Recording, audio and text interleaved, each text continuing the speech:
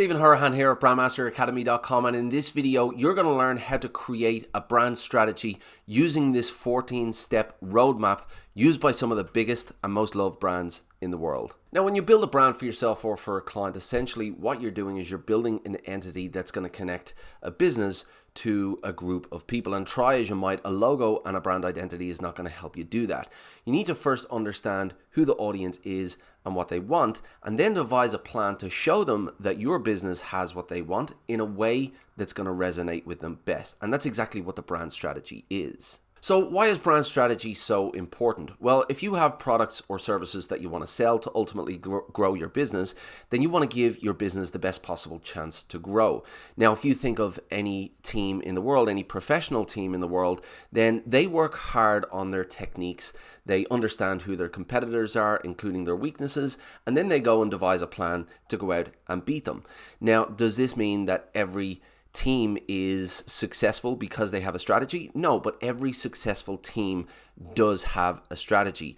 And the same is said for every successful brand in the world. They all have a strategy for success. So now that you know that you need a brand strategy, you just go out and whip one up, right? Well, it's not that easy. And although most businesses do understand that they need some kind of brand strategy, most don't know how to go out and develop one. And that's what we're going to clear up in this video right now with this 14-step roadmap.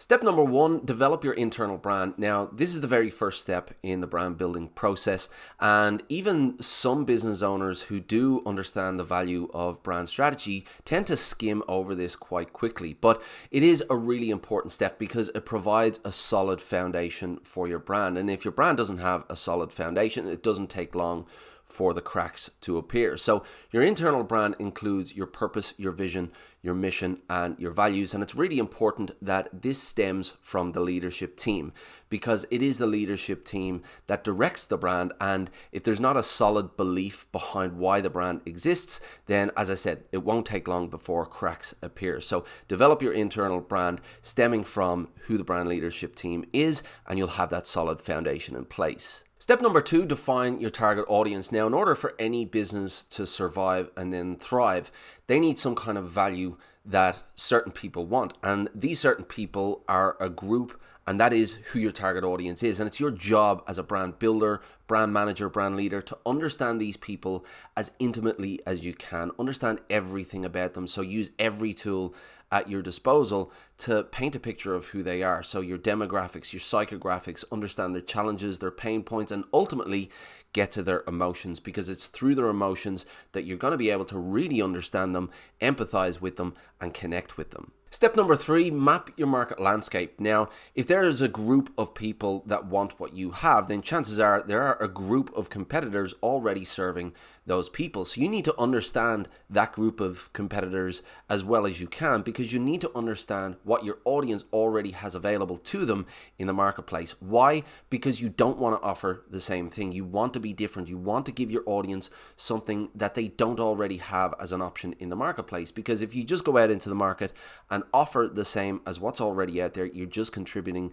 to market noise, and you're not giving your audience a reason to turn their heads and look towards your brand. Step number four, uncover your market position. So at this stage, you'll understand who your audience is, and you'll understand who your competitors are. And that is a clear picture of your market landscape. And having a clear picture of your market landscape allows you to see gaps and opportunities in the market where you might be able to fill and go in and give your audience something that they don't already have already. So you need to understand those gaps and start to ask some questions as to how you can be different, how you're going to be better, faster, more convenient, just a better option for your audience in the marketplace to give them that reason to turn their heads. That difference that you're going to make in their lives is going to be the reason that they turn and look towards your brand and ultimately choose your brand over your competitors. Step number five, shape your brand personality.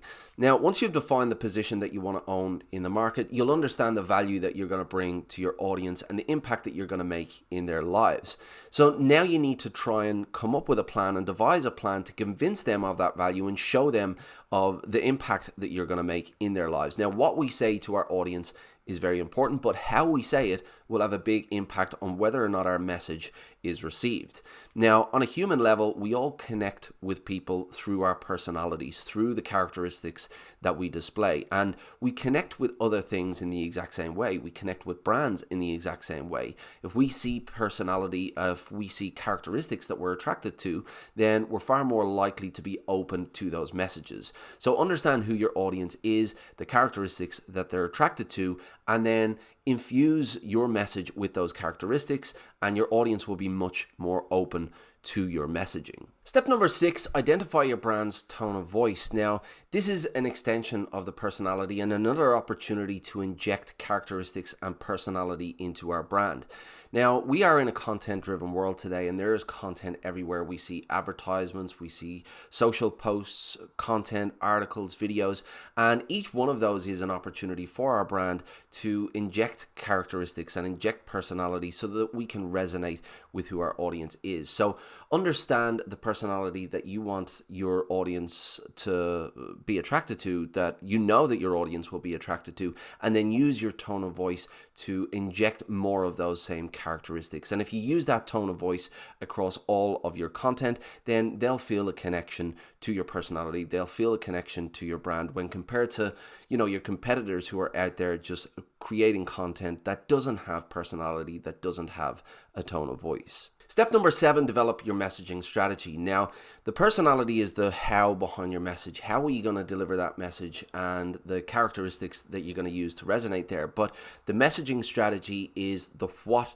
you're going to use. So what is it that you're going to say to convince your audience that you have some value that's going to impact their lives? What is it that you're going to say that's going to connect with them? And if you think about us on a human level, when we're introduced to something new, we all think the same way. We all have this subconscious thought of what's in it for me. That is a primal instinct that we have, and that's related to our reptilian brain. We're always thinking, what's in it for me? Is this a threat? Is it a danger? Or is it some value that's going to help me survive? So that is the first thought when we come into contact with something new, and that is the first itch that we need to scratch with our messaging. We need to scratch that what's in it for me itch. So we need to break our messaging up into a series of key messages that's first going to scratch that itch and tell them the value that we're going to offer in their lives, but then we're going to follow those messages up with messages that show them that our brand is more than just a transactional brand. We want more from this relationship than just the transaction, than just their money, and that is what the follow-up messages will do. So we need to split our messaging strategy up into messaging that's going to prove the value of our brand, that's going to show them that we have value to offer, and messages that are going to show them that we want more from this relationship than just their transaction. Step number 8, craft your brand story. Now, as humans, we are fascinated by story, and this is because it was the primary way to pass information on from one generation to the next. So it's built into our DNA, and when we hear stories, we just listen more intently. We're more engaged, and we always want to hear what the next step is and what the end of the story is. So that's built into our DNA, and that's why we listen to story and remember story far more effectively than we do simple fact sharing. And this has been proven by neuroscience, and we're actually 22 times more likely to remember story-based information than we are to remember fact-based information. So if you're able to show your audience why your brand is different and the impact that your brand can make in their lives through a story or series of stories, well, then they're going to listen far more intently. They're going to be more open to that story because it's part of their DNA. Step number 9, develop your name and tagline. Now, it might seem pretty late in the process to be creating the brand name and the tagline, and this actually flies in the face of most brand building processes, because what you'll find is that most businesses and most brand names are created by the business owner very, very early in the business development stage, and it's usually created because they like the name, or they're emotionally attached to it some kind of way. But if you think about what brand name and taglines are, they're just another communication tool and another strategic tool to be able to send a message to your audience and plant a seed in their mind. So if you also think about the information that we now have at hand, we know the position that we want to own in the mind of our audience. We know who our audience is. We know why we're different to our competitors, the personality that we want, the characteristics that we want to deliver, the messages, the stories. We have all of this information at hand now.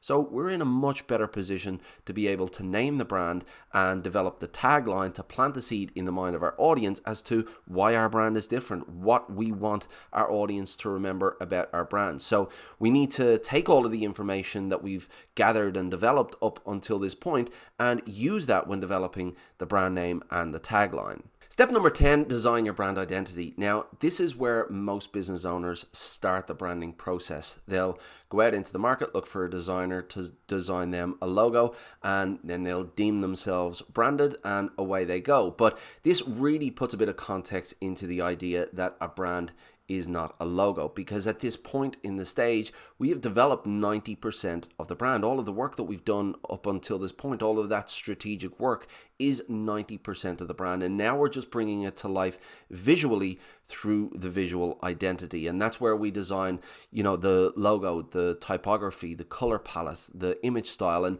all of these now put more emphasis on the visual identity, on that brand identity. Before, if you're developing a visual identity as the starting point for your brand, well, then you don't have all of that strategic information, and therefore your brand identity doesn't have that strategic input. But now you have all of that information, and now you can develop and design a brand identity that is speaking to who the audience is, that is delivering a message based on the personality and the characteristics. So through the brand strategy, the brand identity becomes more important because it has all of that information at hand to use in the brand design process. Step number 11, craft your brand collateral. Now, this is where your strategy and your identity come together, and this is the dressing room for your brand launch. So everything from your purpose to your typography, your color palette, to your positioning strategy, to your personality, to your image style, they all come together through your collateral. So everything from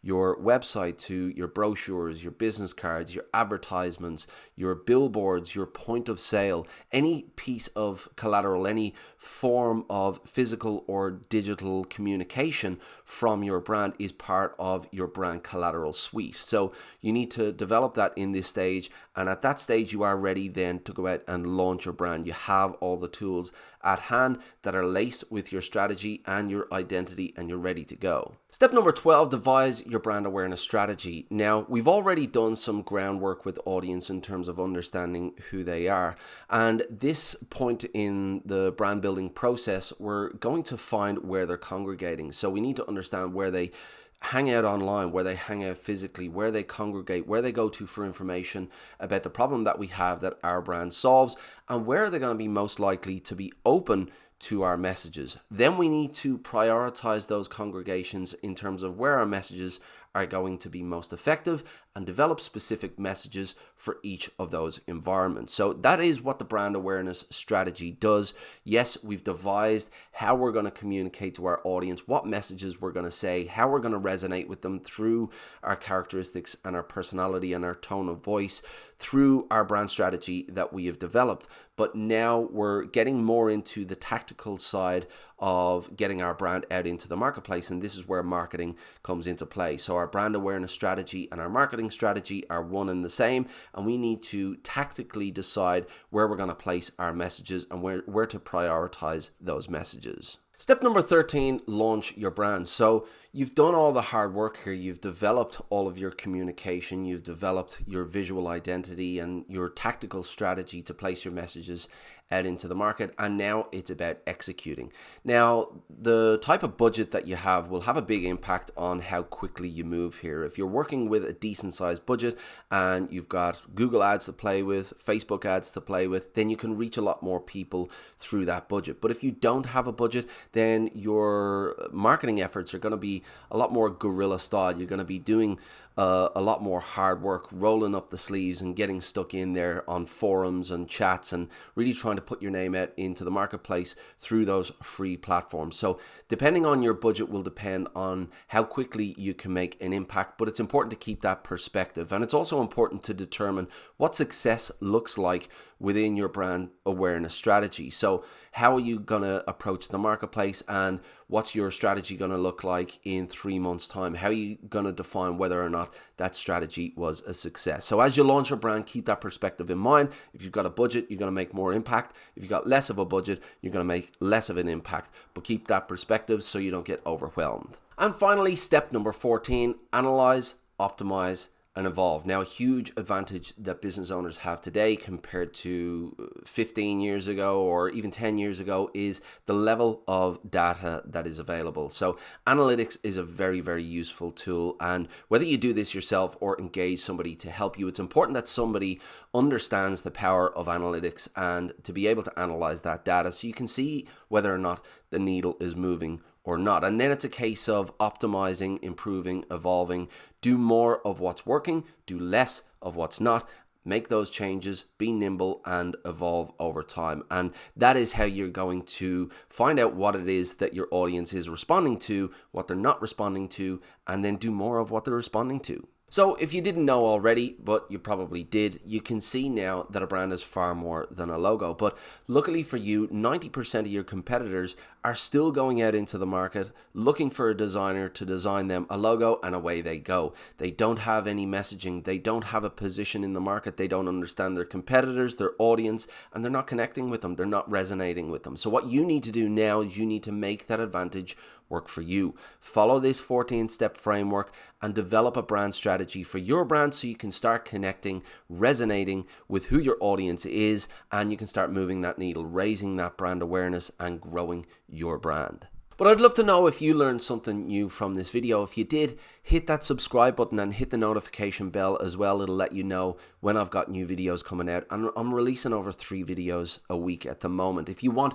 exclusive brand strategy techniques directly into your inbox, well then head on over to BrandMasterAcademy.com and sign up for the list. It's free and I'll drop those techniques directly into your inbox. But I want to hand it over to you now. Is there anything that you've learned from this video? Do you now know that a brand is more than a logo? Of course you know. You knew that already, but is there any more steps that you can introduce into your brand building process to help you connect and resonate with who your audience is? If you've got any queries or any questions or any challenges at all in relation to building a strategic brand, please let me know in the comments below. I'll do my best to answer all of those messages. Until the next time, brand like a master, and I will see you in the next video.